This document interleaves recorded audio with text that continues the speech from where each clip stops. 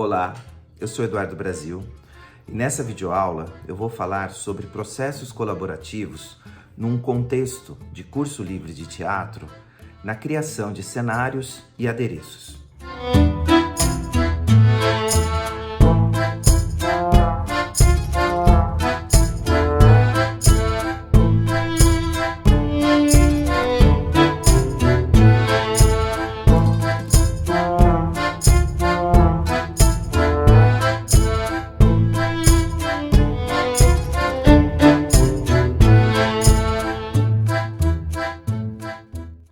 Essas imagens que a gente acabou de ver são imagens de algumas montagens do curso livre de teatro.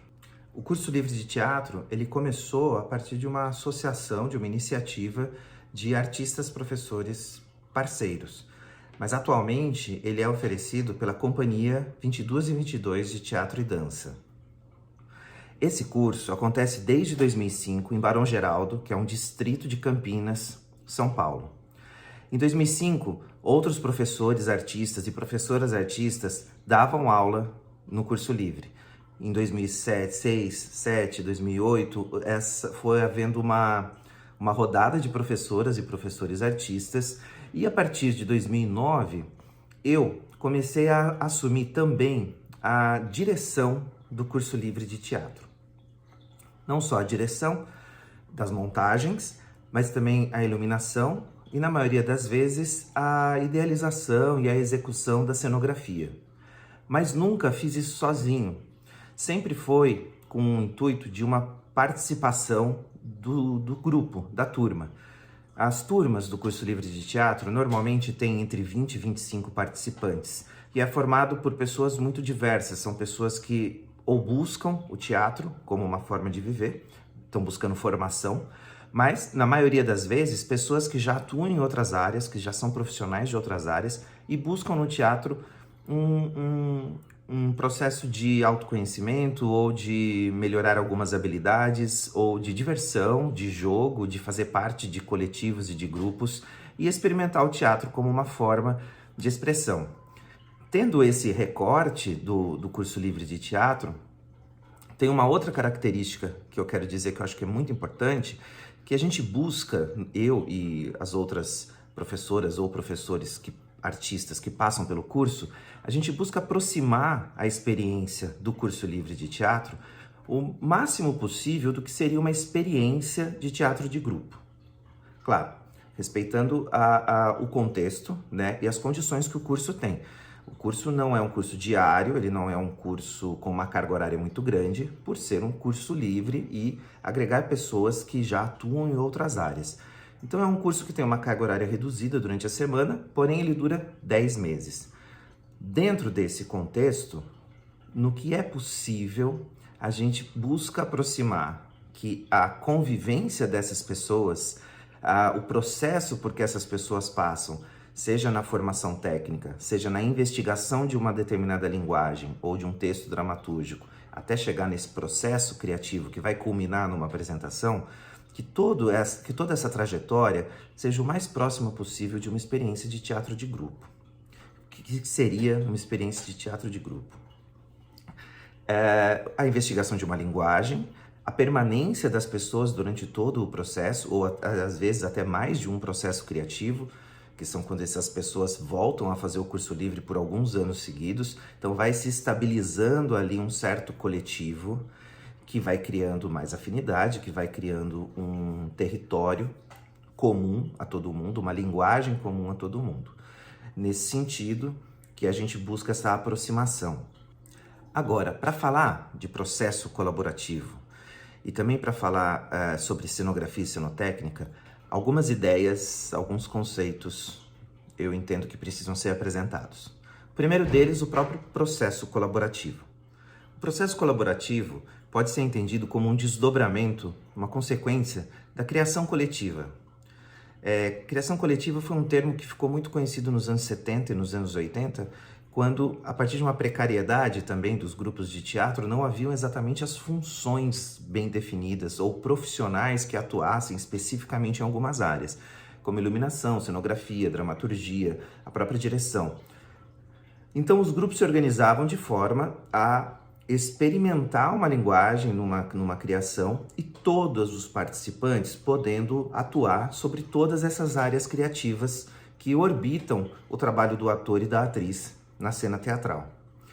Normalmente eram processos muito experimentais e que iam sendo auto-organizados por aquele coletivo, o que podia levar muitas vezes a uma certa vulnerabilidade, né? Um certo enfraquecimento de algumas ideias que eram experimentadas, mas que faltava uma pessoa que olhasse para aquilo exclusivamente. Eram sempre pessoas que estavam ocupadas com várias frentes. Essa criação coletiva. Nos anos 90, um grupo de professores artistas e de diretores começaram a experimentar para aprofundar o processo colaborativo. Pessoas como Tish Viana, Cacá Carvalho, Luiz Fernando Ramos, Luiz Alberto de Abreu, Chiquinho Medeiros, foram alguns dos diretores que começaram a organizar, trabalhar com processos criativos em que as hierarquias não fossem tão rígidas, tão fixas, e muitas vezes desnecessárias, mas que esse processo pudesse ser intensamente criativo, envolvendo todo o coletivo que fazia parte, todo o grupo. Essa característica do processo colaborativo tem, a meu ver, muita proximidade com o processo que eu busco como um professor artista num curso livre de teatro, pois há uma horizontalidade na hora de criar o trabalho, em que todo mundo pode se engajar, buscar conhecer, criar interesse para pensar todas essas esferas da criação.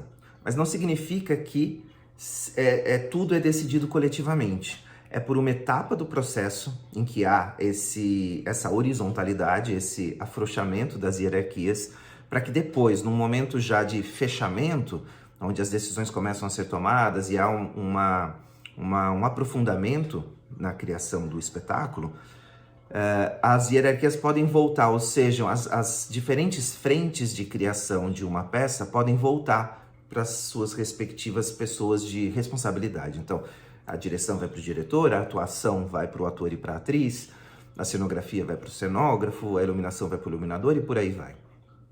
Isso tem funcionado muito bem no curso livre de teatro, pois é uma oportunidade que os alunos e as alunas, as pessoas que participam do curso, têm de experimentar, pensar sobre essas frentes criativas, ainda que ali na frente eles vão assumir a posição de atores e atrizes. Mas todo mundo participou. Por isso também o nome processo colaborativo e não método, porque processo é importante para preservar essa ideia processual, essa ideia de investigação, de estudo contínuo, criativo. E não como um método de estabelecer um passo a passo ou uma certa receita que pode levar a uma criação de um determinado tipo de espetáculo.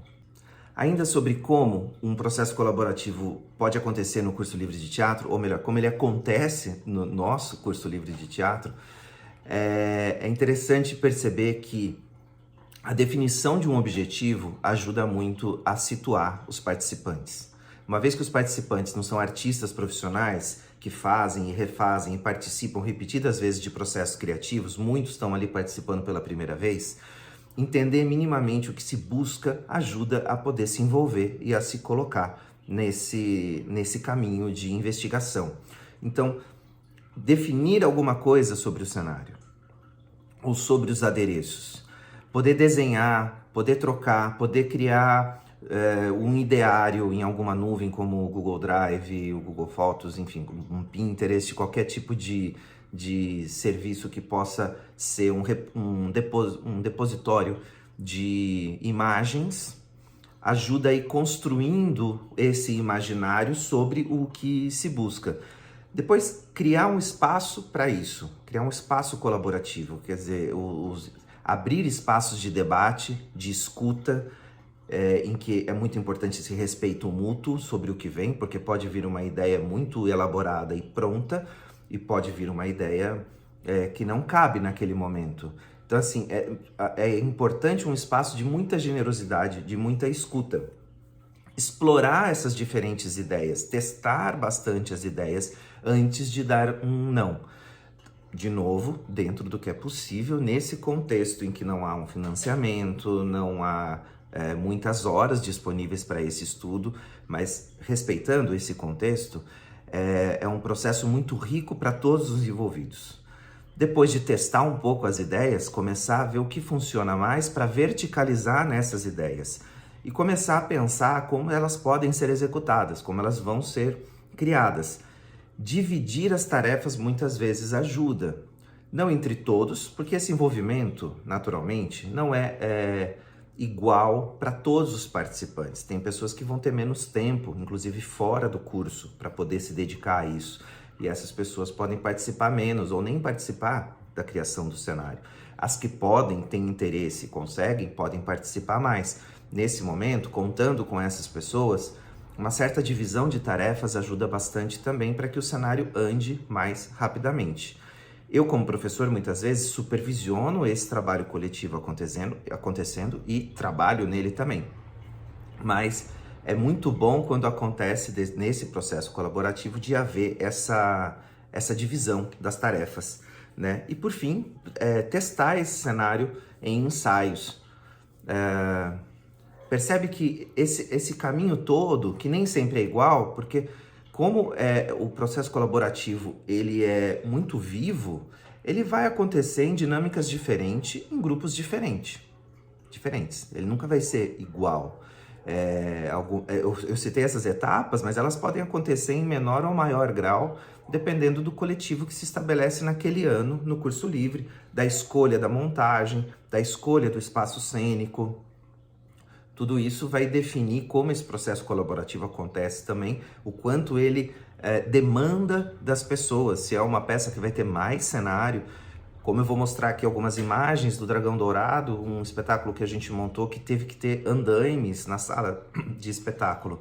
Isso demandou um outro tipo de relação com a criação do cenário e dos adereços do que o espetáculo, por exemplo, Em Busca da Ilha Desconhecida, em que o cenário foi feito com placas de papelão e tecidos. São outras dinâmicas na criação desses cenários. Daqui a pouco eu vou entrar mais nisso para poder falar da cenografia. Enfim, o processo colaborativo ele é muito bacana porque ele acaba sendo um processo que dá vozes aos criadores, né? Ele dá espaço, ele permite que haja espaço para os desejos, para as ideias das pessoas envolvidas, o que gera um engajamento, um envolvimento, um afeto, um apaixonamento maior pela criação do que, na minha opinião, um processo em que o aluno artista chega para executar um papel. Agora, falando um pouquinho sobre a cenografia e a cenotécnica, antes de entrar nas imagens do curso, que eu ainda vou mostrar algumas. A cenografia é uma etapa, né, uma parte, um segmento da criação teatral que envolve desde a concepção do desenho, da criação do cenário, até a execução desse desenho, a construção do cenário e também a operação desse cenário, ou seja, a movimentação quando há desse cenário. No processo de construção de um cenário, várias habilidades podem ser necessárias, como marcenaria, serralheria, hidráulica, elétrica, mecânica, eletrônica cada vez mais, carpintaria. Então, é um processo também muito de investigação e onde precisa se ter muito cuidado ao trabalhar com maquinários ou equipamentos que possam machucar. E no curso livre, a gente nunca pauta o cenário pela dificuldade que ele vai ter. Tipo, não, mas isso envolve um serralheiro, então não vamos fazer. A gente busca as adaptações, as adequações daquele cenário ao que a gente pode produzir. Por exemplo, uma determinada estrutura que idealmente deveria ser soldada, mas não é possível porque ninguém ali trabalha com solda. Podemos resolver isso também parafusando, furando e parafusando, amarrando, uma vez também que esse cenário ele precisa durar o tempo do curso. Ele não vai fazer uma temporada, ele não vai ser montado e desmontado várias vezes para viajar. Então é um cenário que é montado no espaço, fica montado durante as apresentações que o curso tem, e depois ele é desmontado e reaproveitado em outros processos.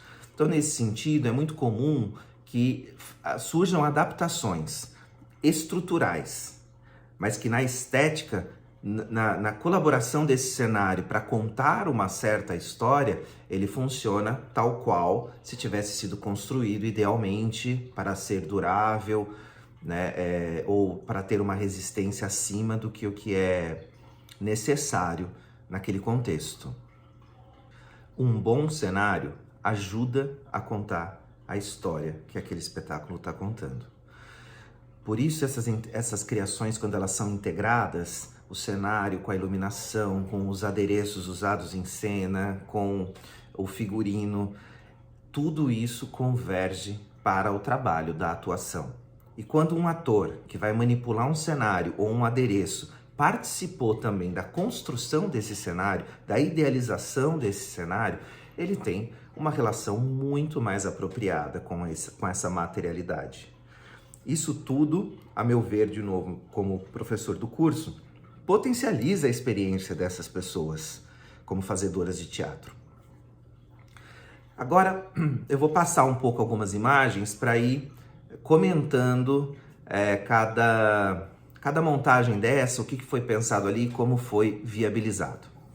Aqui a gente vê a montagem do Curso Livre de Teatro de 2005. Nesse ano a gente montou A Chuva Pasmada, uma adaptação do livro do Mia Couto, o autor moçambicano, e como o título diz, na história há uma cidadezinha, um povoado, em que a chuva fica pasmada. A chuva estava caindo e ela para. Esse foi o maior desafio desse cenário, apesar de que ele tem alpendre, ele tem muitas coisas de madeira, muitos objetos feitos de madeira. Nem todos esses objetos chegaram prontos, muitos deles foram construídos por nós, serrado, pregado, parafusado, tratado, envernizado por nós mesmos. Mas o maior desafio aqui, naturalmente, foi criar a ideia da chuva pasmada. E foi um processo de tentativa e erro entre os participantes do curso e nós que estávamos dando aula no curso, para chegar em pequenos tubos, pequenas mangueiras de silicone transparente, bem finas, e que no final dessas mangueirinhas tinham saquinhos de água, bem delicados, bem pequenininhos.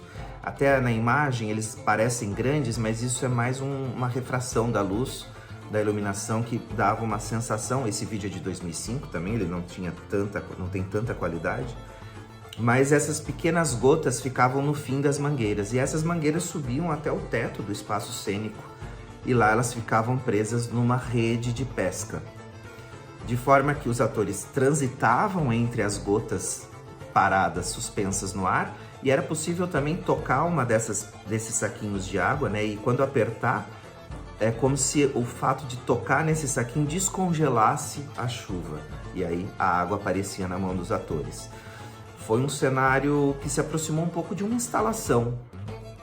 A gente teve esse retorno do público de como aquele cenário parecia uma instalação artística que poderia ficar ali no espaço para visitação, porque ele era muito lúdico, você passar entre essas gotas. Elas estavam à altura das pessoas. Aqui temos uma montagem do ano de 2008, chamado Sob Meus Pés. Foi um trabalho criado a partir de improvisações do grupo, ou não teve um texto previamente escrito, ele foi escrito no processo. E aqui é um exemplo de um cenário que não demandou tanto do grupo e dos professores artistas a confecção, a construção do cenário, e sim mais a idealização. Porque o cenário era uma mesa e diversas cadeiras. De adereços a gente tinha uma lamparina, vela, garrafa, balde, papéis, ou seja, todo o material que foi o cenário dessa montagem foram objetos móveis prontos.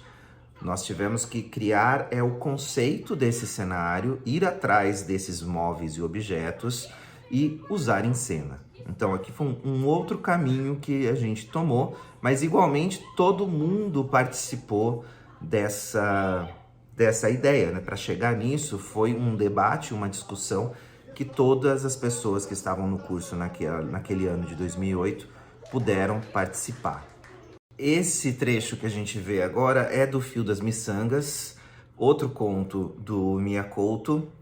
E aqui a gente vê que também foi uma montagem em que houve muito pouco cenário. O espaço cênico ele era moldado pelo corpo dos atores. As imagens que a gente queria construir para o público, na grande maioria, eram imagens construídas a partir da relação corporal dos atores, ou minimamente com algum material cênico, como aqui um cordão que eles seguravam juntos.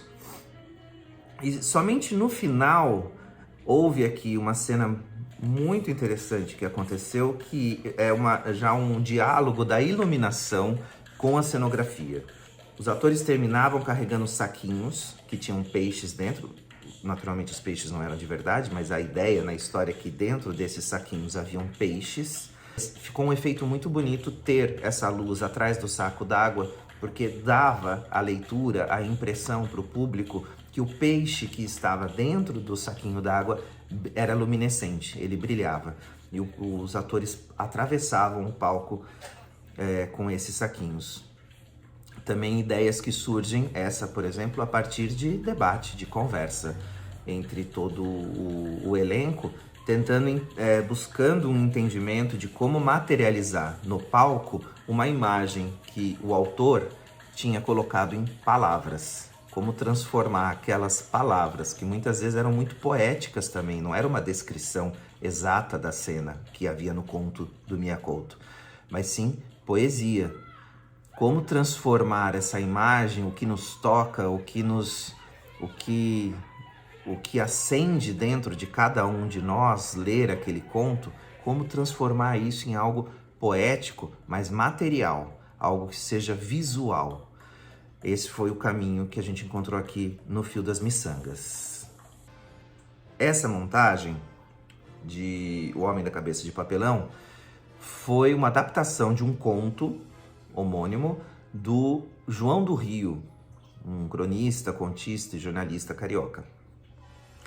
E aqui o cenário também não tomou grandes proporções, como estruturas, né, estruturas de madeira ou estruturas de ferro, mas sim com pequenos puffs que a gente comprou, na época muitos iguais, para poder ter essa unidade no formato deles.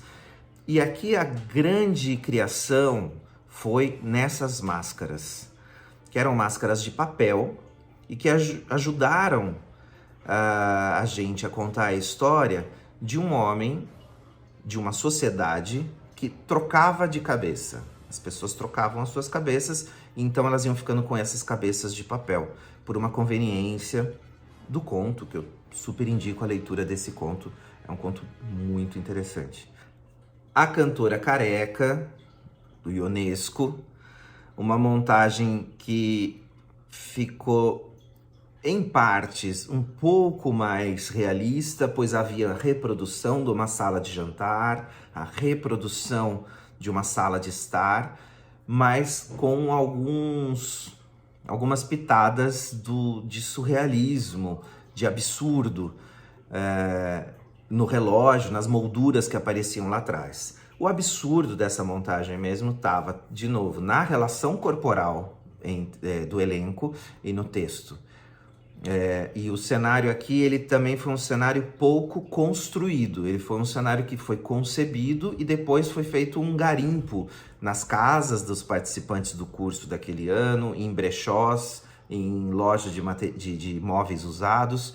A partir de um garimpo feito nesses lugares, a gente foi encontrando os móveis corretos que serviam para a nossa história e a gente foi compondo esse cenário.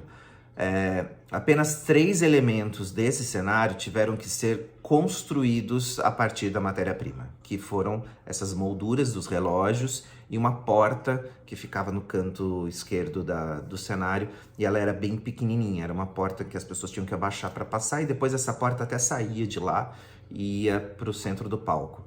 Esses elementos tiveram que ser construídos e foram construídos mais pelos professores, nesse caso desse ano aqui, do que pelos pelos participantes. Mas ainda assim a idealização, né, a chegar nessa ideia foi num processo de diálogo e de escuta. No Dragão Dourado, peça de Roland Schmidt-Finnig, um autor alemão contemporâneo nosso, foi aquele desafio que eu tinha comentado antes dos andaimes. A peça são várias cenas curtas que vai mostrando pessoas que de alguma maneira se interligam, se conectam em torno de um restaurante, o restaurante do Dragão Dourado. Então precisávamos criar ali uma ideia de pequenos boxes, né, pequenos silos, pequenos apartamentos, pequenos blocos onde as histórias aconteciam. E aí nisso tinha o apartamento, o restaurante, a cozinha do restaurante, a sala onde se servia as comidas do restaurante, um depósito, uma pequena loja. Precisávamos criar então esses espaços pequenos, e a solução do andaime permitiu que a gente tivesse uma segunda altura no cenário. Foi uma montagem que foi um desafio muito grande, e isso trouxe também essa demanda real de segurança dentro do cenário, trouxe pra gente uma outra relação com o cenário dos participantes, que não era só algo que estava ali atrás, emoldurando, era algo que eles estavam dentro. Esse foi o Dragão Dourado. Cartas Marcadas, uma montagem em que também foi autoral, mas essa não 100%, né? Ela foi autoral no sentido de que algumas cenas, era uma colagem de cenas, e algumas cenas foram criadas pelas pessoas que estavam nela, outras cenas as pessoas traziam enxertos de outros textos, tinham fragmentos de Beckett, fragmentos de poesia, fragmentos de Ionesco, e tudo isso ia se costurando a partir... Tivemos uma inspiração primeira, que foi o filme O Baile, do diretor italiano Ettore Scola, e a partir da inspiração desse filme, O Baile, foi se amarrando, costurando a dramaturgia dessas cenas, desse retalho, dessa colcha de retalho de cenas que foi a Cartas Marcadas. O cenário, a gente queria que, assim como a dramaturgia eram retalhos, como pequenos quadradinhos que vão montando uma colcha de retalho, a gente queria que o cenário fosse modular, que ele pudesse sair de um lugar e ir para o outro. E assim a gente construiu 3 cubos de 2 metros por 2 metros, né, o cubo 2 metros cúbicos, e com rodinhas os atores iam dançando, bailando, como a gente tinha como imagem final nesse espetáculo, um baile, em todas as personagens que iam aparecendo ao longo da peça estavam indo para esse baile. Havia uma dança desses cubos em cena, e eles podiam servir também como uma delimitação espacial para que aquela cena acontecesse. Dizer que aquela cena estava na casa de uma pessoa, ou que aquela cena era um determinado lugar da rua. E foi uma construção feita dos cubos mais por mim nesse caso, mas depois essa manipulação passou por todo mundo, e vários outros adereços que existem nesse espetáculo foram criados pelos alunos e alunas que participavam do curso nesse ano. Inspirado em Biederman e os Incendiários, do autor Max Frisch. E aqui foi um grande desafio também de pensar a utilização do espaço que a gente promove o curso de uma outra maneira.